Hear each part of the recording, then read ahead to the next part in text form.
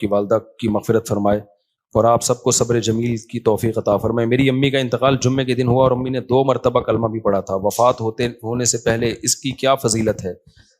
من کان آخر کلامہ لا الہ الا اللہ دخل الجنہ. نبی صلی اللہ علیہ وسلم نے فرمایا جس کا آخری کلام لا الہ الا اللہ تھا وہ جنت میں داخل ہوگا. لیکن بہرحال علماء نے اس حدیث کی تشریح میں لکھا ہے کہ اس سے وہ مراد ہے جو کبیرہ گناہوں سے بچتا ہو. تو اس طرح کی حدیثوں کا یہ مطلب ہوتا ہے. لیکن بہرحال حدیث کے ظاہری الفاظ یہی ہیں. اللہ کی رحمت سے امید لگائی جا سکتی ہے کہ شاید اللہ تعالیٰ, کیونکہ یہ بھی توفیق بھی ملنا بڑی بات ہے. موت کے وقت جو ہے نا اچھی حالت میں موت ہونا یہ اللہ کی بہت بڑی نعمت ہے. اس سے پناہ مانگا کرو کہ فلم دیکھتے ہوئے یا کوئی الٹا کام کرتے ہوئے موت آ جائے. اس سے پناہ مانگا کرو اللہ تعالیٰ. الٹے کام پہ آپ لوگ بہت ہنس رہے ہو تو جو ہے پناہ مانگا کرو اللہ تعالیٰ کی. تو کوئی اچھے کام پہ نماز پڑھتے ہوئے روزہ رکھتے ہوئے اماں کے پاؤں دباتے ہوئے موت آئے نا ابا اماں کے, تو یہ اچھی موت ہے. مفتی صاحب یہ ہو گیا میرے بھائی وفات. اچھا میں اپنی والدہ سے بہت اٹیچ تھا. میری امی کینسر کی مریضہ تھیں, میں ان کی تمام دیکھ بھال کرتا تھا, کوئی نہیں تھا. مجھے ان کے آخری لمحات یاد آ رہے ہیں. تو یہ والدین کا ٹاپک ایسا ہے نا کہ یہ میرے سامنے چھیڑا ہی نہیں کرو, سمجھ رہے ہو. تو دیکھو یہ اب موت تو ہو گئی, لیکن آپ کے لیے بھی اچھی موت ہے کہ آپ نے والدہ کی خدمت کی آخری عمر میں. تو جب والدہ کی خدمت کی تو مرنا تو تھا ہی نا, تو کتنی اچھی موت ہو گئی کہ آپ کو خدمت کی توفیق مل گئی. خدا نہ خواستہ کوئی جھگڑا ہو جاتا, کوئی اونچ نیچ ہو جاتی, وہ ناراض چلی جاتی ہیں, آپ ساری زندگی ایک غم رہتا. تو جو کام ہو جائے نا اس پہ پھر نہیں غم کرنا چاہیے. اس میں شریعت نے کہا ہے جو ہوا بہتر ہوا, تو بچانے کی پوری کوشش کرنی چاہیے. لیکن موت ہو گئی تو اب اس پہ صبر کرو, بولے یار چلو خدمت کا موقع تو مل گیا نا. اسلام میں غم منانا, سوچ کے غمگین ہونا, اس کی کوئی فضیلت نہیں ہے. اسلام میں یہ کہ خوش رہنا سیکھو. ہاں اللہ کی طرف سے کوئی غم آ رہا ہے تو ایک الگ بات ہے. تو اسلام آپ کو غمزدہ دیکھنا پسند نہیں کرتا. اسلام آپ کو خوش رہنا, اسلام کہتا ہے بس ایک غم ہونا چاہیے, وہ کیا ہے؟ آخرت کا. اس کی شریعت میں فضیلت ہے. باقی اپنی زندگی وہ غم لیس بناؤ.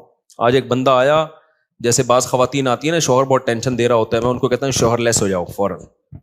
ٹینشن لینے کا نہیں. میں نے کہا شادی سکون کے لیے کی تھی نا, جب سکون ہی نہیں مل رہا تو میاں لیس, اس کو طلاق مانگو, اس سے کوئی بھی طریقہ اختیار کرو جان چھڑانے کا.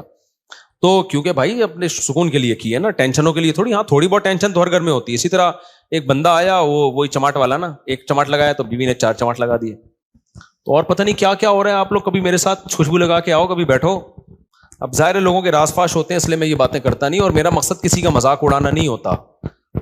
سب کے ساتھ ایسا ہو سکتا ہے, لیکن میں صرف بتا رہا ہوں کہ سوسائٹی مارکیٹ میں ہو, واٹس گوئنگ آن, مارکیٹ میں ہو کیا رہا ہے. تو ایسے موقع پہ پھر میں لوگوں کو ڈیورس کا مشورہ دے رہا ہوتا ہوں کہ بھائی جب اتنی نوبت ہے تو فارغ کرو میرے بھائی. پھر صبر کا فائدہ نہیں ہے ایسے موقع پہ, کیونکہ شادی سکون کے لیے کی جاتی ہے. تھوڑی بہت ٹینشنیں ہر گھر میں ہوتی ہیں, لیکن ٹینشنوں کی بھی ایک لمٹ ہوتی ہے. کچھ بھی نہیں سن رہی, اپنے آپ کو ماتحتی نہیں سمجھ رہی ہے, تمہیں اس نے خانسامہ بنایا ہوا ہے, اس کو سمجھانے کی ایک لمٹ ہوتی ہے. 6 مہینے اماں کے گھر بٹھا دو, شاید کچھ دن کے بعد ہدایت مل جائے. پھر بھی نہیں مل رہی تو بھائی تمیز سے علیحدگی اختیار کرو. تو وجہ اس کی ہے کہ اللہ نے ہمیں غمزدہ رہنے کے لیے پیدا بولو نہیں کیا. غم ایک ہی ہونا چاہیے, وہ کون سا ہے؟ آخرت. تو خوش رہنا چاہیے انسان کو. اللہ کو خوش لوگ کیا ہیں؟ پسند ہے. نبی حضرت ابو ہریرہ نے فرمایا کہ نبی صلی اللہ علیہ وسلم نے جب بھی مجھے دیکھا ہے زندگی میں, کبھی ایسا نہیں ہو کہ آپ نے مجھے دیکھا اور مسکرائے نہ ہو. حالانکہ نبی کا غم سب سے بڑا غم تھا نا, امت کی فکر تھی, لیکن اپنے ساتھیوں کے ساتھ ایٹیٹیوڈ کیا تھا آپ کا؟ جب بھی دیکھتے مسکراتے. اور ہم لوگ کیا ہیں, جب بھی دیکھو ایسا لگتا ہے کوئی نیا ٹینشن چل رہی ہے اس کے ساتھ, نئی ٹینشن چل رہی. خوش رہنا سیکھنا چاہیے, سمجھ رہے ہو؟ مسکراتے چہرے سے ملا کرو, ٹینشن فری. امریکہ میں $10 کی ایک چھولے کی پلیٹ ملتی ہے صبح ناشتے میں نا, پراٹھے کے ساتھ, جو لوکل ہوٹل, جو پاکستانی کے ہوٹل. $10 کا مطلب پتہ ہے کیا؟ 2750. اب مہنگائی وہاں ہے میرے بھائی, یہاں نہیں ہے. یہاں تو چھولے کی پلیٹ فری میں آ رہی ہوتی ہے, پراٹھا خریدو بعض دفعہ ویسی فری میں ڈال کے دے دیتا ہے. آپ ڈالر پہ ترس رہے ہو, تو وہاں خرچہ بھی تو ڈالر میں ہی ہو رہا ہے, سمجھ رہے ہو؟ تو اس لیے پاکستانی کرنسی میں اگر کما رہے ہو تو کھا بھی کس میں رہے ہو؟ اسی میں. وہاں جاؤ گے تو ڈالر میں کماؤ گے تو کھاؤ گی بھی کس میں؟ میں جاپان میں جو فاسٹ ٹرین میں بیٹھا ہوں نا, میں یہ زوم آپ کرو انجوائے, اس کا ٹکٹ پتا ہے کتنے کا تھا؟ جب مجھے پتا چلا میرے ہوش اڑ گئے. میں نے کہا ٹانگا گدھا ٹرکشا صحیح ہے میرے بھائی, یہ بس دکھانے کے ہیں.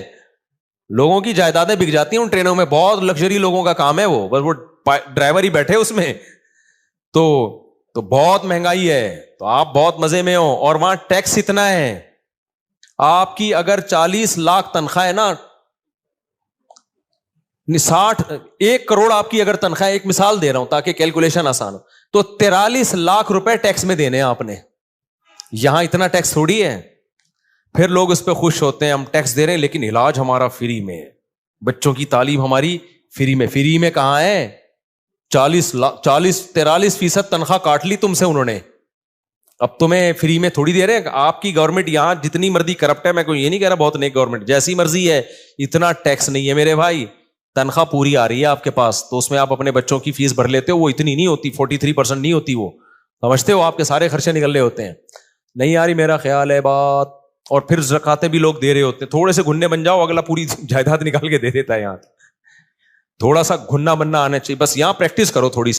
تو اس لیے اتنا ٹینشن والا بات نہیں. ہم کیوں وہاں جا کے فوراً واپس آتے ہیں؟ مزہ ہمیں کہاں آتا ہے؟ بہت اچھے کنٹری ہیں, امریکہ بہت اچھا ہے, جاپان بہت اچھا ہے, مزہ ہمیں کراچی میں ہی آتا ہے.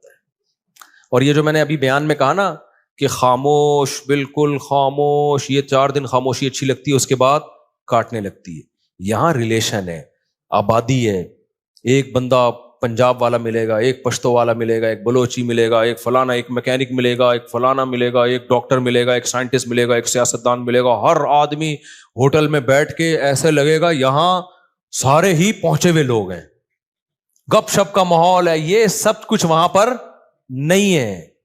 خاموشی خاموشی خاموشی. ابے 4 دن تک خاموشی اچھی لگتی ہے, اس کے بعد میں نے کہا یار کوئی تھڑے نہیں ہے یہاں پہ, کوئی تھڑے ہوں یہاں پہ, کوئی بیٹھے ہوئے ہوں, کوئی بیٹھک ہو, کوئی گپ شپ ہو نا, ختم. تو ایک رشتہ داروں میں ہوتی ہے, وہ بھی رشتے بھی کیا ہو رہے ہیں, ختم ہوتے جا رہے ہیں, وہ بھی شارٹ ہوتے جا رہے ہیں. تو بس ہر آدمی انڈیویجولی لائف گزار رہا ہے, تو ایسے تھوڑی, تو ایسے تو زندگی کا سکون تھوڑی ملے گا. تو بہت سی چیزیں ہمارے یہاں پازیٹیو ہے میرے بھائی. بس دعا کرو ہمارے یہاں صفائی ہو جائے اور لا کچھ قانون مضبوط ہو جائے, تو ہم ان سے اب بہت آگے ہیں. یہ 2 ہی چیزیں نہیں ہیں, اور یہ 2 ہی انہوں نے بیڑا غرق کیا ہے ہمارا. لیکن جب وہ تو بیڑا گورنمنٹ نے غرق کیا ہوا ہے نا, ہم تو خوش رہنے پر اللہ نے ہمیں پابندی نہیں لگائی. تو آپ اسی کو انجوائے کرو. دیکھو اب کراچی میں برساتی کھڈے کتنے ہو گئے نا بارش ہوتے ہی. اچھا کلائمیٹ ایسا چینج ہوا ہے کہ بارش بھی عجیب قسم کی ہو رہی ہے. ادھر آ رہا ہے کہ جی سمندری طوفان آ رہا ہے, اور واقعی آیا ہوا بھی ہوگا, اس کے پڑوس والے علاقے میں نلکے میں بھی پانی نہیں ہوگا. وہ کہہ رہے ہم تو سمجھ رہے تھے پورا طوفان آ رہا ہے, پانی پانی, اور ادھر نلکے میں بھی پانی نہیں ہے. عجیب کراچی کا وہ, یعنی بارش ایسے ہو رہی ہے, انڈا موڑ پہ ہو رہی ہے, کلندری چوک پہ نہیں ہو رہی. عجیب ہی سیٹ اپ چل رہا ہے. تو انجوائے کرو اس کو. تو وہ دیکھو کتنے کھڈے ہیں نا, وہ ٹک ٹاکر نے کیسا انجوائے کیا کراچی میں بارش میں. جو کھڈے اتنے بات پہ آپ کو چھلانگے مار کے, تو وہ اس نے اولمپک کی تیاری کر رہے ہیں نا گھر میں, لمبی لمبی چھلانگے مار رہے ہیں. ماں نے پوچھا اولمپک کی, کہہ رہے بعد میں پتا چلا یہ کراچی کے کھڈوں کو کراس کرنے کی ٹریننگ لے رہا ہے. تو میں نے کہا چلو اتنی ٹینشن میں اس نے. تو اس لیے جت حد تک ممکن ہے خوش رہنے کی کوشش کیا کرو. اللہ کو غمزدہ لوگ پسند نہیں ہے, ہر وقت دکھڑے, یہ ہو رہا ہے, فلانا ہو رہا ہے, ڈمکانا ہو رہا ہے. اور اللہ کو خوش لوگ پسند ہے. ہاں دکھ صرف ایک ہونا چاہیے, وہ کیا ہے بھئی, آخرت میں پتہ نہیں کیا بنے گا. اس کے علاوہ اللہ نہیں چاہتے کوئی دکھ ہو آپ کو. دوسری بات یہ کہ گھروں کے جھگڑوں کو بھی بڑھایا مت کرو. گھروں کے جھگڑوں کو, ہمارے ایک دوست تھے سفر میں, ان کا اپنی بیوی سے پھڈا ہو گیا فون پہ, طبیعت سے چل رہی ہے نا, تیری ایسی کی تیسی, وہ ادھر سے اس کو جواب آ رہا ہے, طبیعت سے پھڈا ہوا ان کا. اور اپنے دوستوں کو بھی بتا رہے ہیں میری بیگم نے یہ, ظاہر ہے سب کے سامنے ہو رہا ہے تو پتہ چلے گا نا دوستوں کو کہ یار کیا ہو گیا. بے یار میرا تیری بھابھی نے دماغ خراب کر کے رکھا ہوا ہے یار, یہ ہے ایسے نا. آدھے گھنٹے کے بعد نارمل بیٹھے ہوئے, چائے چل رہی ہے, گپ شپ چل رہی ہے گھر میں, بیگم اور بیگم, وہ میں آ رہا ہوں پرسوں. وہ دوست نے پوچھا بے آدھے گھنٹے پہلے تو ایسا لگ رہا تھا کہ طلاق ہو جائے گی تم دونوں میں, ابھی تھوڑی دیر میں ایسا لگ رہا ہے کہ کوئی مسئلہ ہی نہیں ہے. تو اس نے کہا یار میری عادت ہے 15-20 منٹ کے بعد پھڈے کو میں بھول جاتا ہوں, فنش. واقعی یہ جن لوگوں کی عادت ہو نا وہی خوش رہ سکتے ہیں اس زمانے میں. اور جو ناک پہ مکھی بٹھا کے رکھتے ہیں نا اور دل میں لے کے بیٹھ گئے اس نے یہ کیوں بولا تھا، ابے بھائی جو بولا تھا بول دیا ختم کر، جب سنا دیا اس نے بھی سنا دی اس نے بھی سنا دی، ختم، قصہ ختم، چلو بھائی دوبارہ سے جیسے انجوائے کرو لائف. اور لوگ کہتے ہیں بھی تنبیہ تو ہوئی نہیں، نہ جب یہ پھڈا ہوتا ہے نا اگلے کو خود تھوڑی سی تنبیہ ہو جاتی ہے. آئندہ وہ بولنے سے پہلے اس کو بھی پتا ہے آپ کو بھی پتا ہے کہ میں یہ بولوں گا اس کی دکھتی رکھ پہ پاؤں رکھ دوں گا میں، وہ یہ بولے گی تو میرے کھوپڑی گھومے گی. تو دونوں تھوڑا تھوڑا ایک دوسرے کی کھوپڑی کا احترام آہستہ آہستہ شروع کر دیتے ہیں. خود ہی شادی شدہ آدمی کی زندگی ایک مینجمنٹ خود بخود آ جاتی ہے. تو اگر آپ جو دل میں لے کے بیٹھ گئے اس نے میرے کو یہ بولا تھا، اس نے یوں کر دیا تھا، اس نے، یار تمہیں ایک واقعہ سناتا ہوں اس سے بس پھر میں بس آپ لوگ سے 2-4 سوال لے کے بیان ختم کرتا ہوں. اس سے بڑا کیا یعنی ایک طرح سے ظلم ہوگا کہ سیدہ عائشہ رضی اللہ تعالی عنہا پر جب تہمت لگی ہے نا، منافقین نے جھوٹی تہمت لگائی، اس میں حضرت مصطح رضی اللہ تعالی عنہ جو صحابی رسول ہیں وہ بھی اس پروپیگنڈے کا شکار ہو گئے تھے.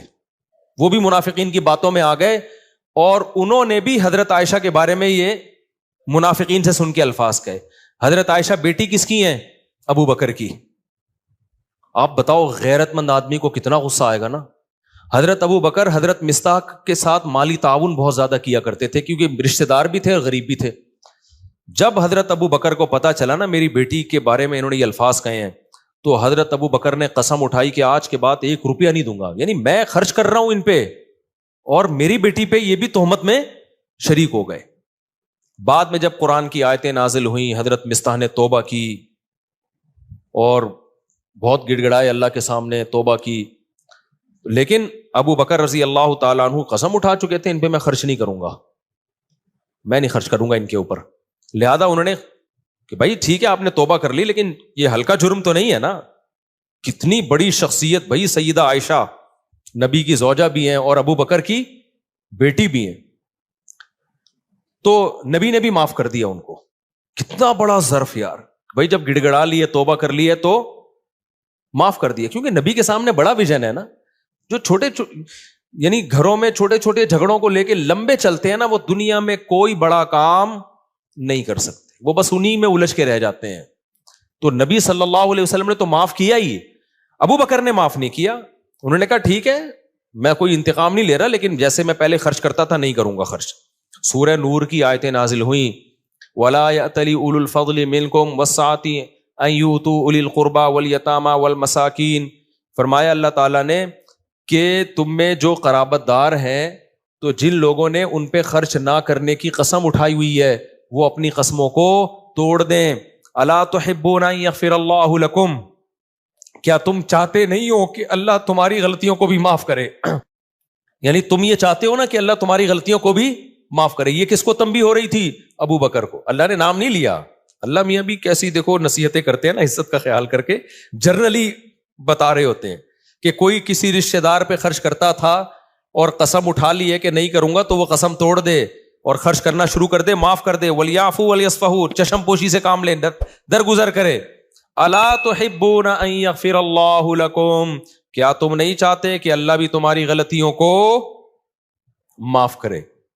جب یہ آیت نازل ہوئی ہے ابو بکر نے کہا کیوں نہیں ہے اللہ، میں چاہتا ہوں تو میری غلطیاں معاف کر. یعنی اگر میں ان کو معاف کروں گا تو کل تو قیامت میں میری غلطیاں بھی معاف کرے گا، تو کیوں نہیں معاف کروں گا میں. کتنی بڑی غلطی کو معاف بھی کیا اور دوبارہ حضرت مصطح کو پر صدقہ کرنا شروع کر دی. تو جو آدمی معاف نہیں کرتا نا، بغض رکھتا ہے، وہ ڈپریشن اور ٹینشن میں رہتا ہے. اور جو دماغ کو صاف اور پاک کر کے سوتا ہے کہ یار جو تھا قصہ ختم، تو وہ ڈپریشن سے آزاد ہوتا ہے. تو ہم لوگ جھگڑوں کو لے کے بیٹھے رہتے ہیں اتنے لمبے لمبے کہ اس نے میرے کو یہ بولا تھا، اس نے میرے کو یہ بولا تھا، اس نے مجھے یوں کیا تھا. ابے چھوڑ دے یار ٹھیک ہے، اپنے آپ کو بھی ریلیکس کر، دوسرے کو بھی ٹینشن سے باہر نکال. تو اس لیے میرے بھائی خوش رہنا سیکھو. اور جس آدمی کے دل میں کینہ ہو، بغض ہو، چیزوں کو لے کے بیٹھتا ہو، وہ کبھی بھی خوش نہیں رہ سکتا، جلتا کڑتا ہی رہتا ہے، منفی باتیں ہی کرتا رہتا ہے. تو دل کو صاف رکھنا چاہیے انسان کو تاکہ آگے چلے، پھر وہ آگے کے کام کر سکے. انہی میں الجھ کے رہ جائے گا نا. ایک کسٹمر نے یوں کر دیا تھا تو اس کو سنا دی، وہ کسٹمر ہی مارکیٹ سے شارٹ ہو گیا، کاروبار اپنا ٹھپ ہو گیا. تو کوئی سوال کسی نے پوچھنا ہے تو بھائی پوچھ لے، پھر ختم کرتے ہیں. اللہ